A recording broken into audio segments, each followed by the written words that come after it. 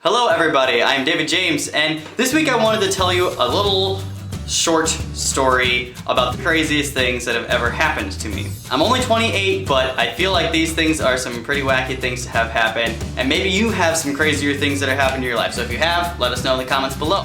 Here we go. So I'm a high school choir director, and a few years ago I took a group of my students to this honor choir, and I realized when I got to my hotel room, as I got into bed, pulled the blankets up, laid my head down on the pillow, but I forgot my fan. I have to sleep with the fan. I don't have a choice. If I don't sleep with the fan, then I hear my heartbeat, I hear the house creaking, I hear everything. I hear my own thoughts, and it drives me absolutely insane. So anyway, I forgot my fan, and I laid there for like a half hour trying to go to sleep and figuring out what I was gonna do. And so somehow, I got the right idea to look at YouTube. There was a movie that was 8 hours long of just a box fan.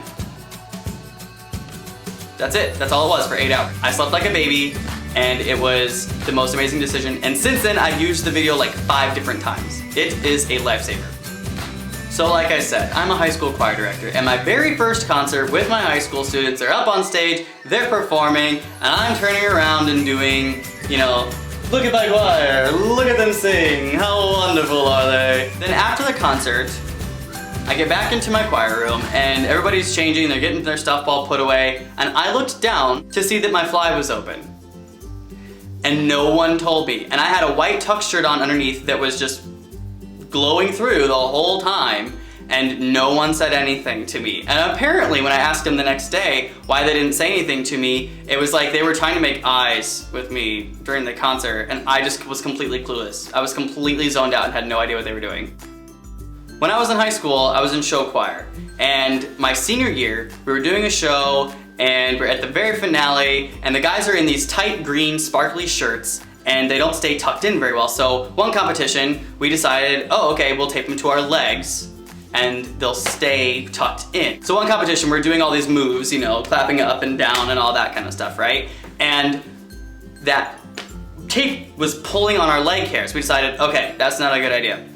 Next competition, we'll just tape it to our underwear. Duh. So we're going through, we get to the end, and there's a crowd right in front of me. I'm down front on the stage, and they're like, woo, yeah, get it, yeah, woo. And I just was super excited. I thought, we're doing so well. They're really loving our show. They're cheering us on. Come to find out, I walk off stage, I have black tux pants on. I have my lime green, neon green shirt, and then a strip about that wide of gray.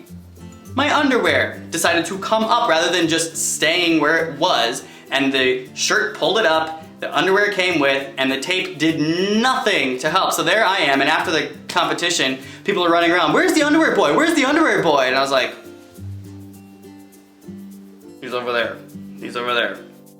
When I was a senior, I had a solo in one of our choir performances. It was a huge choir performance. We had the orchestra on the stage. We had all the choirs back up behind us. The audience was packed. There was like 850 seats in the theater. I get up to do my solo. We start this whole thing off. My voice cracked on the high note. I was absolutely mortified in that moment. I trucked through. I pretended like it didn't happen, but my friends never let me live it down, and to this day, one of my friends, Mallory, still brings it up. Hey, do you remember the time that we were in high school and your voice cracked on that solo? I got it, okay?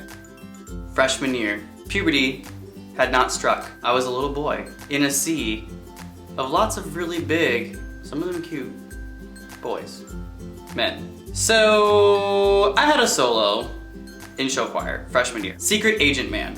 There's a man who leads a life of danger. To everyone he meets, he stays a stranger. Only it was in full voice, but it drove the girls crazy, right? Not that I really cared in the end, because we get back done with our competition. We're back at our school. We're listening to our tapes at the next rehearsal, kind of going over the judges' comments. And the guy's kind of talking to the recorder, and I get done with the solo, and he goes, good job, little boy. And the entire show choir lost their minds. I mean, it was fucking chaos. Everybody's like, little boy, little boy. And I was sitting here like, is there a way I can get smaller?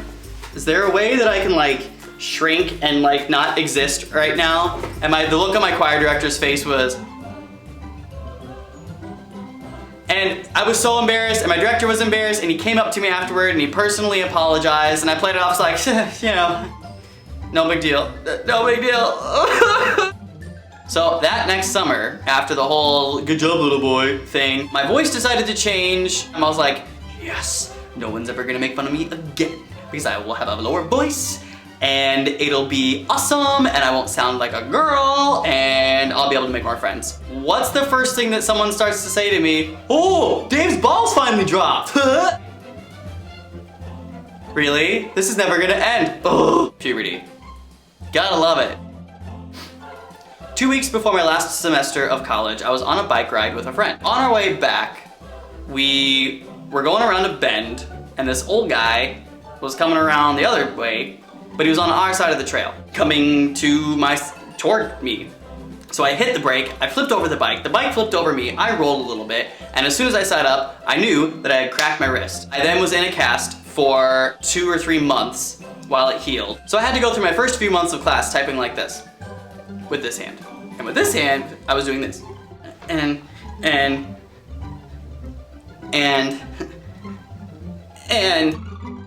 we went down to Miami for a choral convention, a choir convention. So the day that we go to the beach, we're there pretty much most of the day. As we're out in the water, not like 2 minutes, okay, someone had sniped my sandals.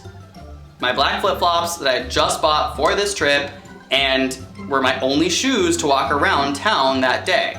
So we moved ourselves down the beach, we were out in the water, and it was fine. But then we decided, oh, we're gonna go to a restaurant. I had people crowd around me as I got into the restaurant to try and like hide the fact that I didn't have any shoes on. And we like waddled like penguins during the dark times of winter all together in a pack until I could get to the inside of a booth or whatever we were sitting at so that nobody could see my feet. After the meal, which was kind of a wreck in and of itself, I had to walk 17 blocks through Miami to get to the bus stop where there happened to be a Walgreens right there, and I bought some Corona flip-flops of all things. And my feet were black. I probably stepped on vomit, other bodily fluids, I might be pregnant, and all I wanted to do was wash my feet and go to bed.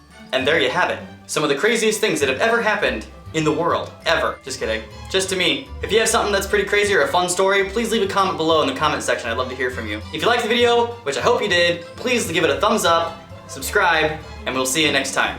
All right, guys, love ya. Bye. Everybody fails.